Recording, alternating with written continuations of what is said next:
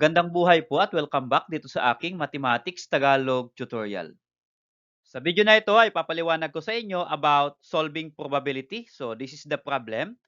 A number is to be chosen from 1 to 100. What is the probability that the number chosen is number 1, an even number or divisible by 5, number 2, an odd number or divisible by 5, number 3, an even number or divisible by 10, number 4, an odd number or divisible by 3, at number 5, an even number or divisible by 4. So, paano po kaya i-calculate yung probability? So, papaliwanag ko po yan sa inyo step by step. Okay, so let's start with number 1 question. An even number or divisible by 5. Okay, so pag ang pinag-uusapan po natin ay about probability at ang hinahanap po ay between two events, so dalawang event po ang kukonsider natin dito, even number and divisible by 5, at gumamit po ng word na or, so bilugan ko po yung word na or, ito po yung palatandaan natin to classify this probability as mutually exclusive events or not mutually exclusive events. Okay, so tignan po natin yung ating pong situation. So kunin po natin yung even number muna from 1 to 100. So how many even numbers from 1 to 100? So 1, 2, 3, 4, 5, 6, 7, 8, 9, 10, and then out to 100. Okay, so yung even numbers po from 1 to 100 ay kalahati ng 100. Kasi dalawa po ang classification ng numbers natin. So odd or even. Okay? So yung even po ay kalahati ng 100, that is 50. Okay? So ang solution natin, ilagay po natin yung numbers po natin ay 1 to 100, yung even numbers po ay 50. Now, how about yung partner niya na divisible by 5? So how many divisible by 5 from 1 to 100? Okay, so i-consider po natin itong 1 to 10 muna. Okay? So ang divisible by 5 from 1 to 10 ay 5 at 10. Okay? Lagyan ko po ng guhit. 5 at 10. So, ibig sabihin, mula 1 to 100, dalawa lang po ang divisible by 5. Okay. How about 11 to 100? So, yung isang set na 1 to 10, dalawa. Yung 11 to 20, dalawa din. Yung 21 to 30, dalawa din. Ibig sabihin, by 10 ay tagdadalawa. So, ilang set po ng by 10 yung 100? Ay di 10 po yun. So, 10 times 2 is equal to 20. So, therefore, there are 20 numbers that is divisible by 5. Okay? And then, ito po yung paghahanapan natin para makita natin yung formula, even number at divisible by 5. So, lagay ko po ng dalawang circle. Ito po yung representation ng two events, even number yung red at divisible by 5 yung blue. Okay. So, meron po ba silang intersection o meron po bang even number that is divisible by 5? Okay, meron pong even number na divisible by 5. Okay, so notice, ito po yung mga even number. 2, 4, 6, 8, 10. Ano po? Lahat po ng divisible by 10. Tignan po natin. Bilugan ko po yung even number sa 1 to 10. 2, 4, 6, 8, 10. So, yan po yung mga even numbers from 1 to 10. At ilan po dyan yung divisible by 5 na even numbers? So, sabi natin kanina, ang divisible by 5 ay 5 at 10. So, mula 1 to 10, ilan po ang divisible by 5 na ating even numbers? So, ang even numbers lang po na divisible by 5 ay itong 10. Okay? So, lagyan ko po ulit ng guhit. So, ibig sabihin, nag-iisa lang po from 1 to 10 ang number na even number na divisible by 5. So, kung ise-set natin 1 to 100, so set by 10 yung 100, there are 10 sets, di ba po? So, sa isang set ng 10, isa lang po yung ating divisible by 5. So, 1 times 10 is equal to 10. So, therefore, there are 10 even numbers that is divisible by 5 from 1 to 100. Okay, so mula po dito sa ating data, ito po yung gagamitin natin para makagawa po tayo o masolve natin yung probability. Pero tingnan natin ito. So mayroon pong intersection between even number at divisible by 5. So yan po ay not mutually exclusive event. So may intersection. Pag walang intersection, walang pagkakapareho, mutually exclusive event. At ito po yung ating formula kapag not mutually exclusive events. Okay, so the probability of even or divisible by 5. Okay, so una, kung natin yung probability of even, then i-add natin yung probability of 5, and then i-minus natin yung kanilang intersection na probability of even and divisible by 5. Ito nga po yan. Okay, so try po natin calculate. Task ko po. Okay, yan po yung ating formula. So, substitute po natin. Probability of even. So, ang even po natin ay 50 out of how many numbers? 100. So, that is 50 over 100. And then, i-add natin yung kasunod. Yung probability of divisible by 5. Ano po yung numbers divisible by 5? There are 20. So, 20 out of 100 numbers. Kaya yan po ay 20 divided by 100. Then, ma-minus natin yung intersection na even number that is divisible by 5. 10 po sila. So, ibig sabihin, minus 10 out of 100 numbers, kaya 10 over 100. And then, just simplify. Notice, pare-pareho po yung kanilang denominator. So, we can add 50 plus 20 is 70 minus 10 is 60 over, copy the denominator, 100. So, that is 60 over 100. So, always kapag fraction po ang sagot natin sa probability, kailangan i-reduce natin sa lowest term. So, 60 over 100 or 3 over 5.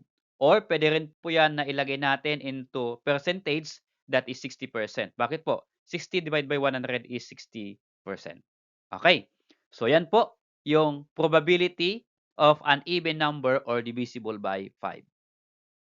Okay, for number 2 question, an odd number or divisible by 5.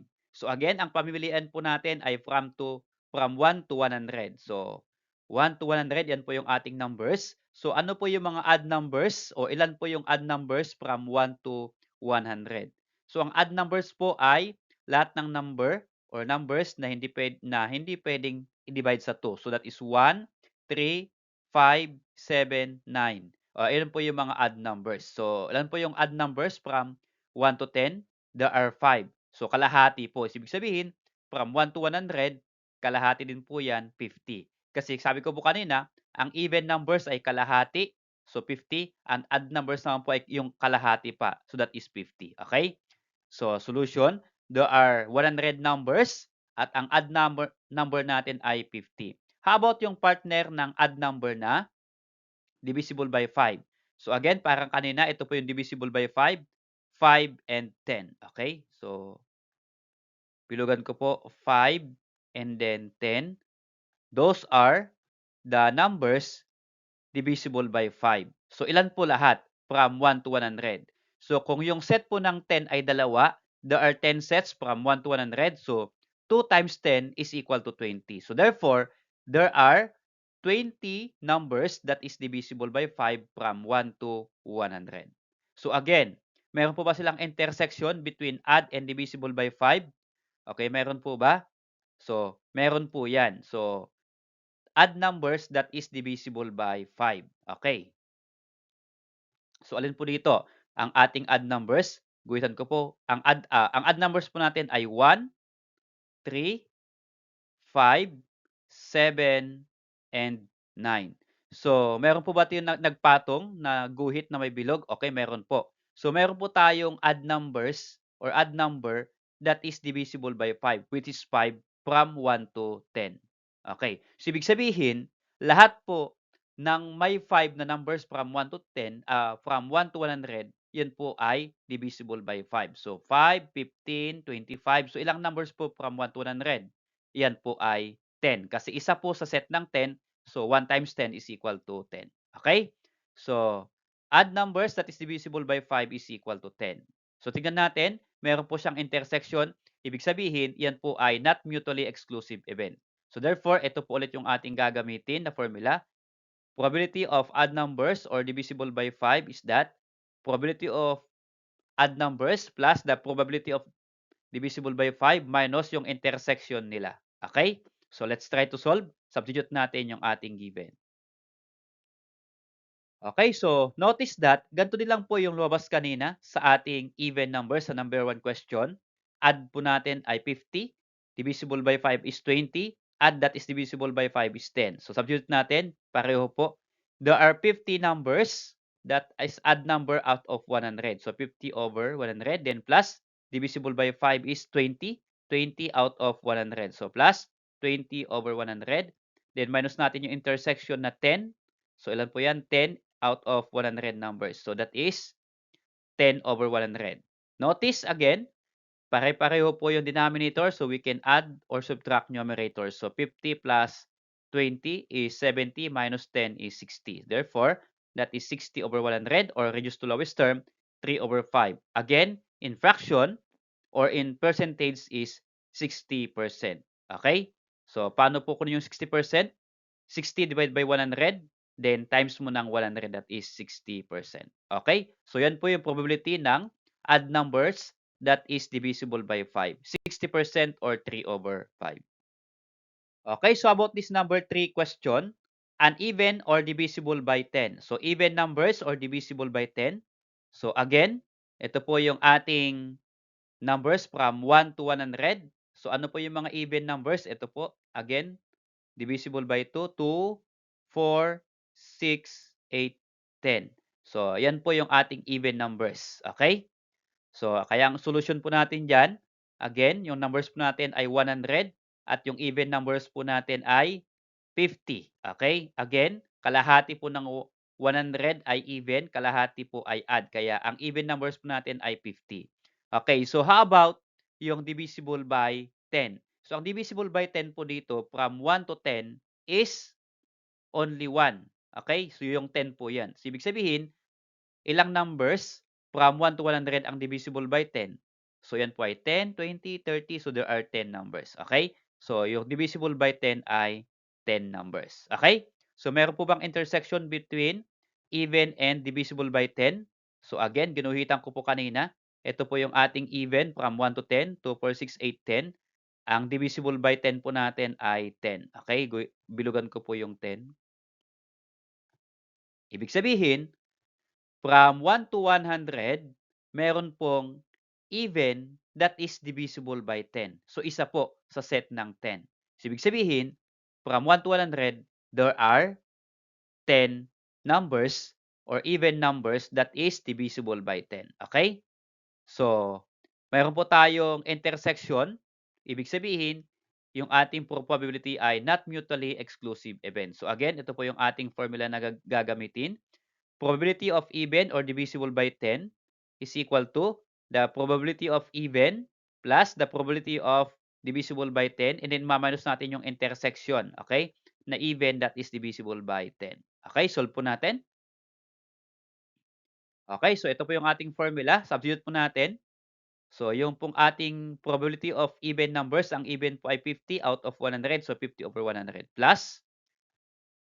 Okay, divisible by 10 natin ay 10. So, ibig sabihin 10 out of 100. Then, maminus natin yung intersection na 10 out of 100, kaya 10 out of 100. So, subtract natin ito.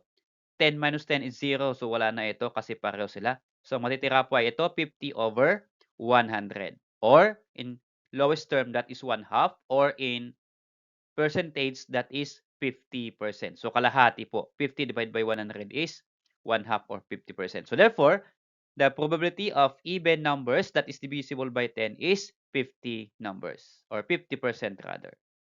Okay, for number 4 question, an odd number or divisible by 3. So, ano po yung mga odd numbers that is divisible by 3? So, again, ang pamimilian natin is 1 to 100. So, ang odd numbers again, there are, kalahati po ng 100 ay 50. Okay? So, lagay natin, ang numbers po natin ay 100, ang odd number po ay 50. Now, how about this one? Divisible by 3. So, ano po, ilang numbers po yung divisible by 3 from 1 to 100? So, paano po ba i-determine kung ilang numbers ang divisible by 3 from 1 to 100? Okay. So, i-multiply po natin yung 3 sa isang number or in a number, and then dapat ang result, ang product ay less than 100. Okay, kasi yung 100 naman po ay hindi sa divisible by 3. So, multiply natin, yung 3 po, if you are going to multiply by 33, so 3 times 33, lagay ko po dito, 33 times 3 is equal to 99. So, ibig sabihin, 99 is less than 100. So, sagad na po yan. Yan po yung huling number na divisible by 3 yung 99. So, ibig sabihin, how many divisible by 3 are there from 1 to 100? Okay, 33. Okay, so, ibig sabihin, ang divisible by 3 from 1 to 100 is 33 numbers. Okay, so meron po bang intersection between the odd numbers and divisible by 3? So, guhitan ko po yung odd numbers from 1 to 10. Ang odd numbers po ay 1, 3, 5, 7, and 9. So, yan po yung ating odd numbers from 1 to 10, set of 10. So, meron po ba tayong divisible by 3 dyan na odd numbers? Meron po. Ito pong 3. So, bilugan ko.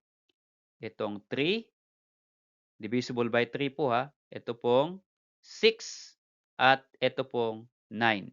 So, ilan po dito ang may guhit at nabilugan? So, nabilugan po natin yung 6 kasi divisible by 3 pero hindi po siya odd numbers. So, hindi po siya kasama. Ito po yung kasama. Okay, 3. Odd number po yung 3 at divisible by 3. And then, yung 9, may bilog at may guhit. Yung 9 po ay odd number at the same time siya po ay divisible by 3. So, sa set po ng 10, there are two numbers that is odd and divisible by 3. So, ibig sabihin, kung bibilangin po natin from 1 to 100, okay, ilan po kaya? There are 17 numbers. Okay, so 17 numbers po ang odd numbers that is divisible by 3 from 1 to 100. So, meron po tayong intersection between the two quantities. Ibig sabihin, yan po ay not mutually exclusive events. So, the same process yung ating gagamiting formula. Okay, substitute po natin yung given. Odd numbers po ay 50 out of 100 plus yung divisible by 3 ay 33 out of 100 numbers. So, 33 over 100. Then, maminus natin yung intersection na 17 out of 100. Okay? So, we're going to add and subtract. So, again, the same yung denominator sa 100. So, we can add 50 plus 33 minus 17. That is equal to 66 over 100. In fraction form, or in lowest term rather, that is 33 over 50. Okay? So, yan po yung probability of odd numbers that is divisible by 3. Okay, for number 5 question, an even number or divisible by 4. So, yung number 5 question na ito ay iiwan ko po sa inyong activity. So, pwede po ninyong sagutan yung number 5 question na ito, what is the probability? Then, yung sagot po ninyo, pwede po ninyong i-comment sa comment box at tignan po natin kung tama po yung inyong sagot. Salamat sa pod, kaibigan. Kung nagustuhan mo yung video na ito, please click like and subscribe kung bago ka pa lang dito sa aking channel.